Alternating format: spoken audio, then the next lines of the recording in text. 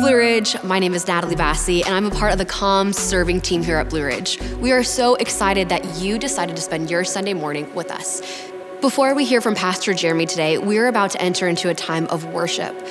Now, this is an amazing time where you can really just find a place to be still and quiet before the Lord, a place where you can really just soak in His presence and hear what He has to say to you today.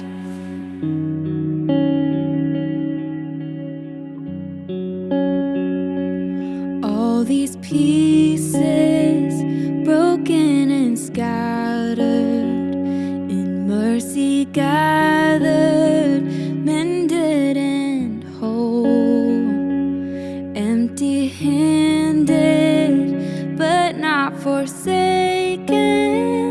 I've been set free, I've been set free.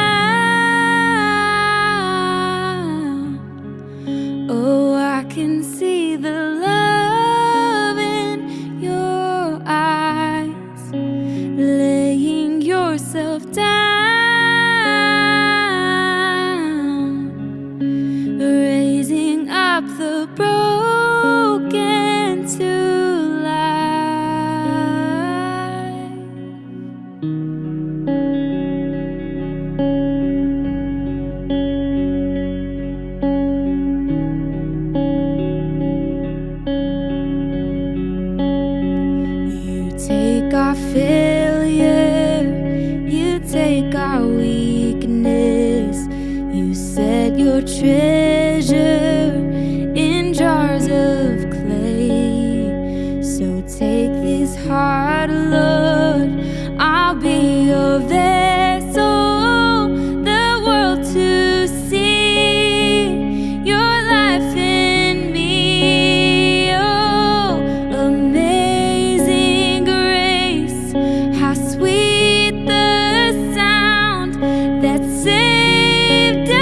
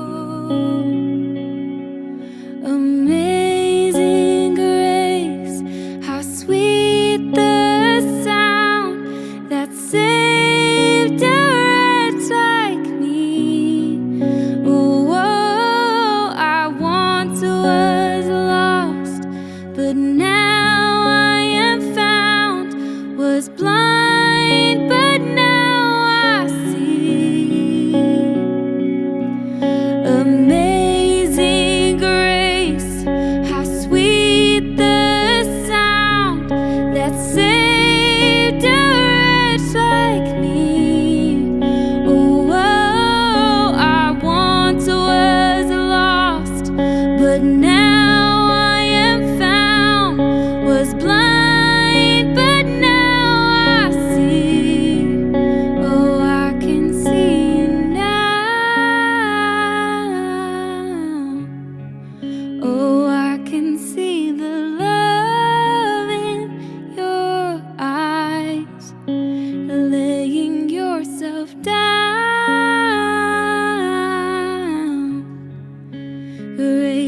up the broken to life.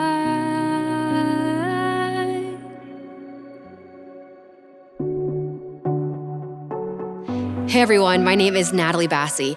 We're going to continue in our time of worship by giving. So if you consider Blue Ridge home, there are many ways that you can give. You can give online, in text, or even by mail. And just a quick note, if you want to be included in the 2020 giving, just make sure that your mail is postmarked by December 31st. And even though 2020 is winding down, there's still plenty of ways that you can step into community here at Blue Ridge, whether that's serving or just entering into a group. And for more information on all those things community, you can visit our website, which is blueridge.org. But if you've been watching Blue Ridge from home and you feel comfortable to come back in and worship with us, we are doing in-person services. In addition, Be Our Kids is back, so if you're interested, be sure to check out all that information on blueridge.org. Our last in-person gathering will be on December 20th, and that's the week of Christmas. However, we will be having our Christmas Eve service here on YouTube for you to enjoy. Now, let's head on over into the studio to hear what Jeremy has to say as he continues to lead us in our series, The Church Has Left the Building.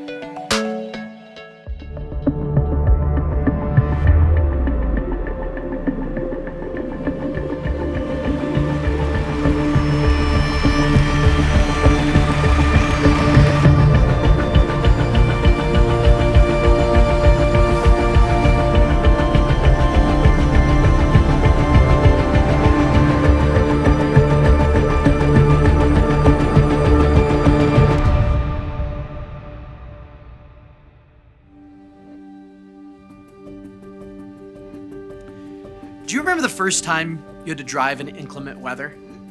Maybe it was a severe rainstorm or right after a ice storm, or maybe it was your first time driving in a snowstorm.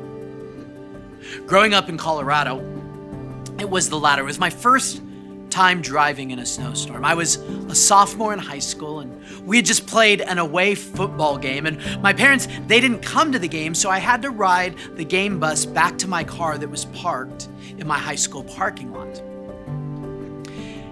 And as I remember it, we were getting back late, somewhere around 10 or 11 at night. And as we drove back into town, a fresh layer of snow, about 4 or 5 inches of snow, was on the ground. And it was still snowing, and the plows had yet to start to plow the roads. So having just turned 16 that August, I hadn't yet driven in the snow. So I called my parents on what is this ancient device called a payphone. And my dad was the one who answered. And I told him, I said, Dad, it's snowing outside. There's a lot of snow on the ground. And I asked, do you want me to wait there at the high school so you can come pick me up? Now, much to my surprise, his answer was, nope. You're going to have to learn to drive in this sometime. And so now's that time. So get in your car, drive slow. And if you're not home in an hour or so, we'll come looking for you. And with those basic instructions and those great words of encouragement, he hung up. Now, for those of you wondering, they didn't have to come get me. I made it home safe. And if I'm honest, I actually can't wait to have the same type of conversation with my kids. What was that time for you? Well, I believe we've come upon another now's the time kind of moment. But this time it has nothing to do with learning to drive in bad weather.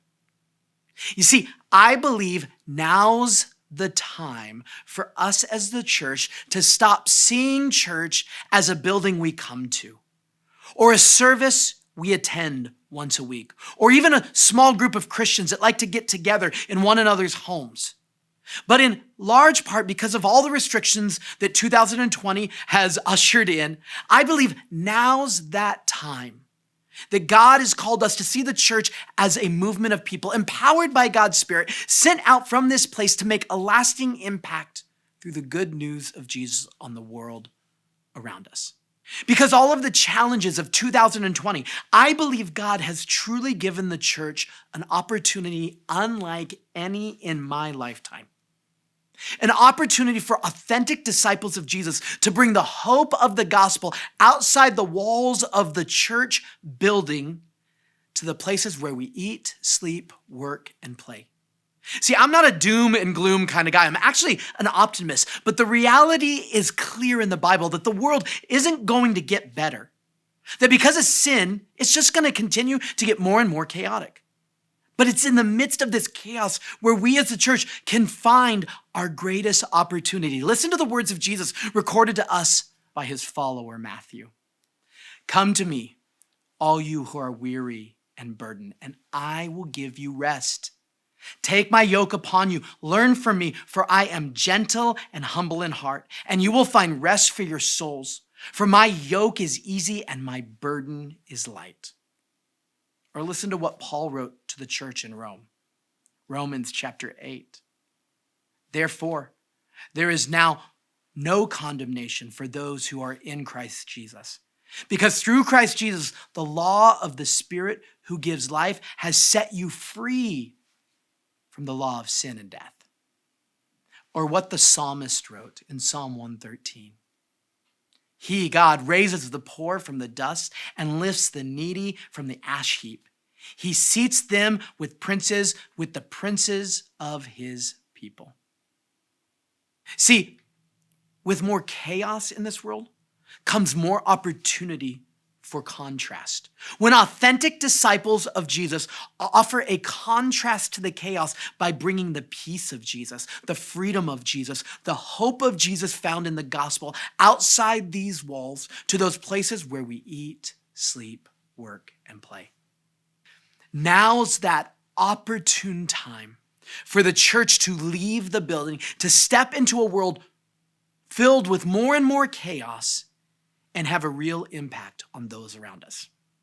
But here's the deal. This will require tools in our tool belt many of us don't currently possess. And that's why the week prior to beginning this series, the church has left the building. We had a prayer event asking for God to equip us for this next season. It's why we've talked about things over the last couple of weeks like the man of peace. It's why we looked at the party that took place at Levi's house, because we believe, as Paul wrote to the church at Ephesus, it's our job to equip the saints for the work of ministry.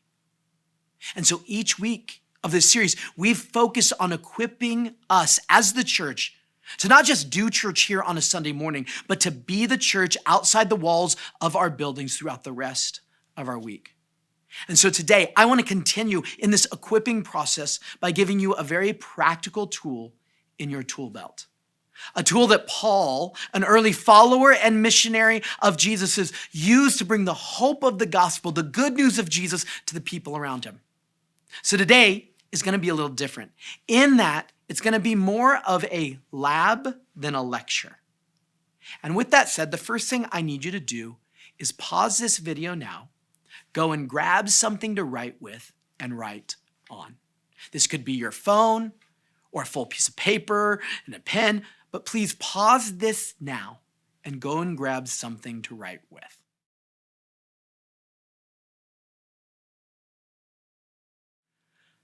Okay, great. Now that you have something to write with, let's talk about this tool by asking the question, what was a tool that Paul used to bring the hope of the gospel to the people around him?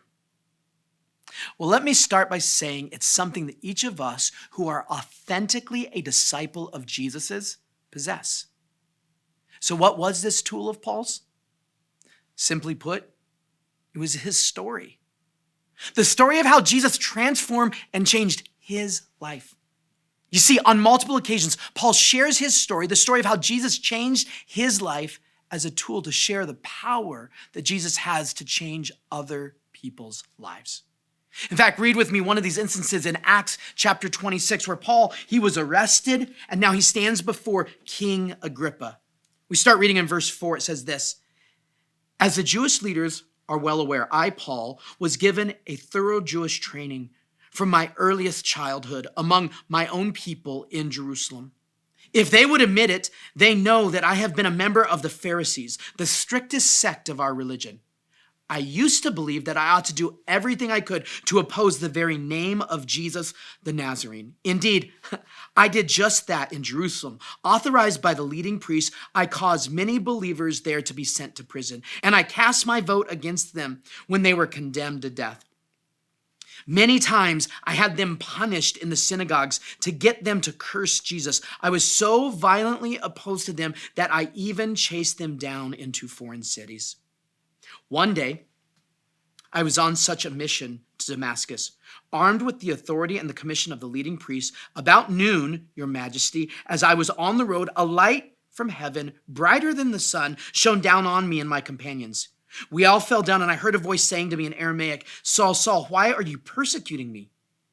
It is useless for you to fight against my will. Who are you, Lord? I asked. The Lord replied, I am Jesus, the one you are persecuting. Now get to your feet, for I have appeared to you to appoint you as my servant and witness.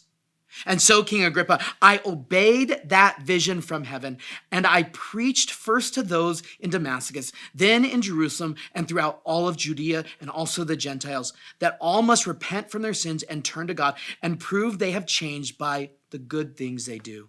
Verse 21 and 22. Some Jews arrested me in the temple from preaching this. They tried to kill me, but God has protected me right up until this present time, so I can testify to everyone from the least to the greatest. See, Paul regularly used his story to show the power of Jesus to change and transform a person's life. His story wasn't just here in Acts 26, but in chapter 9 of Acts, in chapter 22 of Acts, and even in some of his letters to the different churches, Paul would regularly share portions of his story. There's a saying I love, and it's this: people can argue with our theology, but they cannot argue with a changed life. See, every one of us who are authentic followers of Jesus should be able to point towards a transformational work of Jesus in our lives. The power of Jesus to change a life is what cemented for me the certainty of the God I serve and who he claimed to be. See, I've seen how Jesus has changed my mom, my dad, my wife, myself. I've seen time and time again how Jesus has changed people all around me. One of the greatest and most powerful tools an authentic disciple of Jesus has is the story of how Jesus has changed them. And this is one of the primary tools Paul uses to share the hope of Jesus with those around him. Now, as Paul shared his story, it had a flow to it, something I don't believe is accidental. Paul first shares who he was before he met Jesus. He said, I was a Pharisee. I hunted followers of Jesus. I tried to stop Jesus' followers. Then Paul shares about Jesus pursuing him and the moment where he gave his life to follow Jesus. Paul said he was on the way to Damascus when Jesus interrupted his life, and Paul said yes to Jesus' call. Finally, Paul talks about how his life was changed. He basically says, I went from hunting the church to helping the church reach more people. So, now it's your turn. Jesus has given you a story, and the beauty of your story is the fact that it's not Paul's story. It's not my story.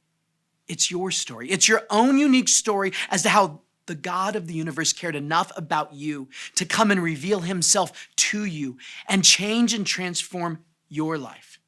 And so if you would you please grab your phone, your laptop, your tablet, your old school pen and paper, and let's write your story. Now, we aren't going to write it out in detail right now, but in this moment, it's going to be more of a bullet point outline. So let's start where Paul started, with who we were before Christ. To be clear, this doesn't have to be some great Shakespearean tragedy. It's your story, the story that God wrote uniquely for you.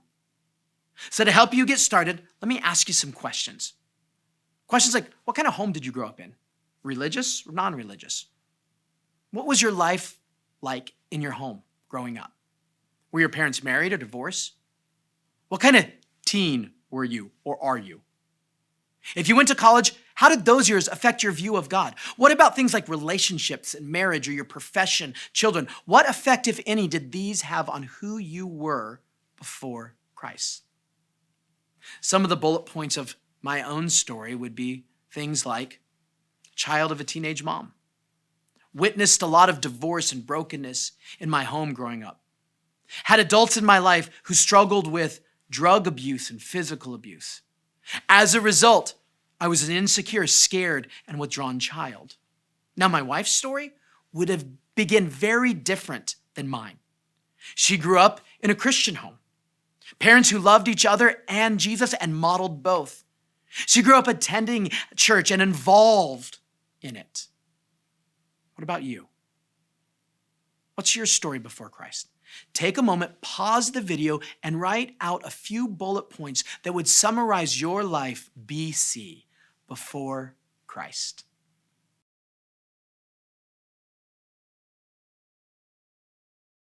Now the next section is when you began to notice Jesus pursuing you. And when you ultimately gave your life to him, when you surrendered your will to his will, when you asked Jesus to forgive you of your rebellion against him and now be the leader of your life. This may have come through a crisis. Often it does. It may have been a result of wanting something different for your kids. It may have been from a talk or a sermon you heard and then responded to. It may have been a result of someone close to you encountering Jesus, being changed by him that was your ultimate undoing. For me, one of my earliest memories of Jesus pursuing me was witnessing Jesus truly grab hold of my mom's life and change her. One day there were the drugs and chaos in our home, and literally overnight, all of that was gone. From there, my mom and my sister and me became involved in the church my mom was starting to attend. And then at 16, after hearing a talk at a summer camp, I remember coming home knowing I didn't have what my mom had. So with my mom, one night in my bedroom, I gave my life to Jesus. What about you? Take a few moments to write out some bullet points of how Jesus started pursuing you. And the moment or the season, like Paul, where you said yes to following him. The events that led you to invite Jesus to be the Lord and the leader of your life.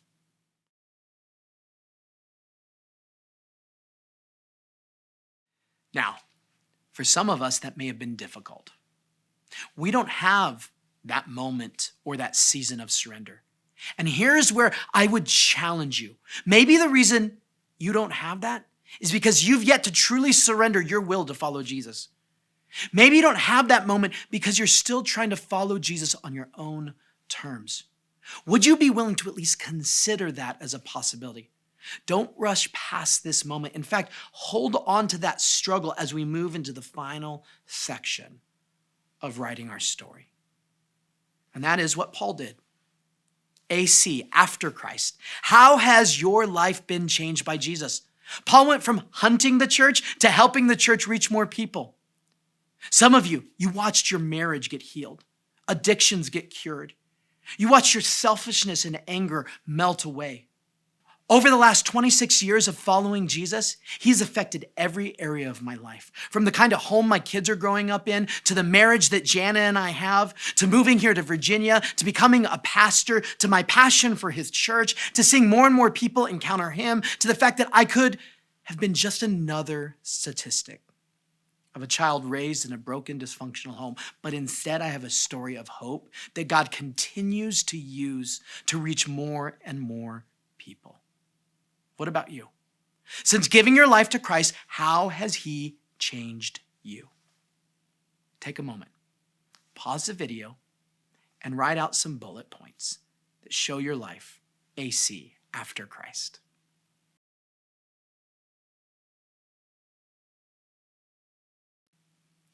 So now, I want to pause because one of two things should be happening in most of us. Those of us who authentically are disciples should look at all that we have written, all that Jesus has done in and through us, and want to worship him for his goodness directed towards us. Or two, some of us should be asking the question, Jesus, why doesn't my life look different? Am I truly your child? And both of these things need some space. So we want to take a moment and reflect through a song. For some of us, this is going to be a song of worship and thanksgiving for all that Jesus has done. For others of us, it may be that opportunity to get on your knees, literally, and say to Jesus, I don't know why my life doesn't look different, but today I'm inviting you to truly become the leader and director of my life. I'm done doing life on my own terms. So I'm surrendering my life to do whatever you ask of me, Jesus. Would you forgive me for trying to do this my own way for so long? And would you lead me from this day forward? This could be that glorious day you become an authentic disciple of Jesus's. I was buried beneath my shame.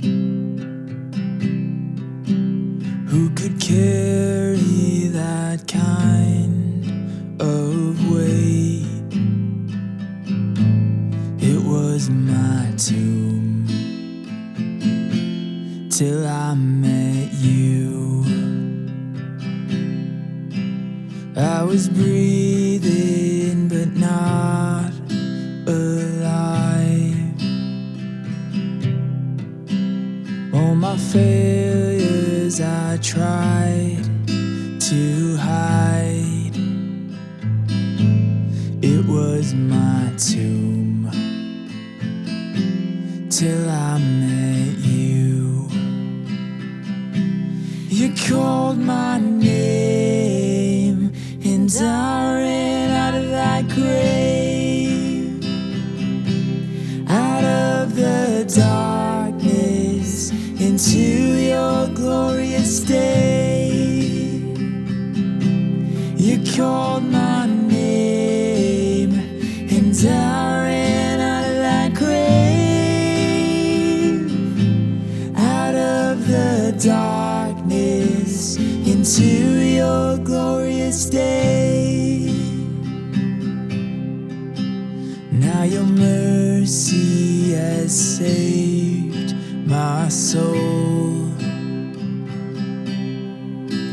Now your freedom is all that I know. Oh, the old made new. Oh, Jesus, when I met you, oh, you called my name and I ran out of that grave, out of the darkness into your glorious day. And you called my name and I ran out of that grave, out of the darkness into your glorious day.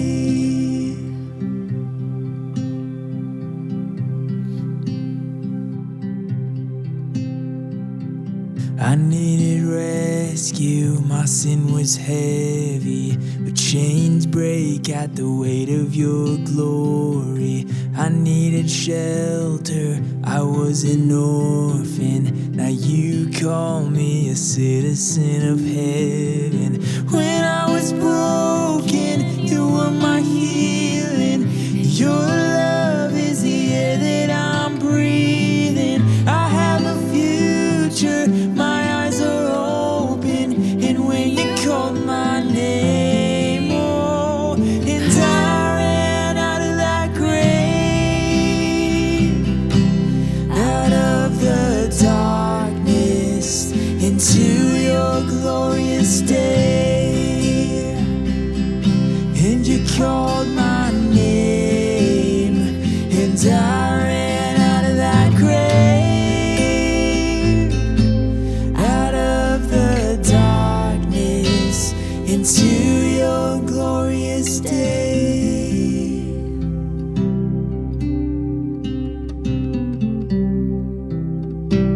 Your glorious day. Oh.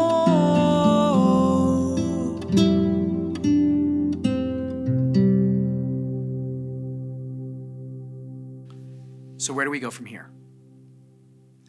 Well, maybe you just have authentically, for the first time in your life, surrendered to Jesus. Don't rush past this moment. Jesus loved you enough to pursue you all the way to this point, and he's going to give you everything you need for the inevitable life change that will come. So with that in mind, we would love to know you said yes to Jesus today. So if you did this for the first time today, would you email pastors@blueridge.org? We would love to connect with you and hear what Jesus has done in you. We would love to hear your story. For the rest of us, Peter wrote this, 1 Peter chapter 3, verse 15.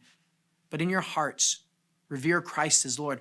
Always be prepared to give an answer to everyone who asks you to give them the reason for the hope that you have. But do this with gentleness and respect.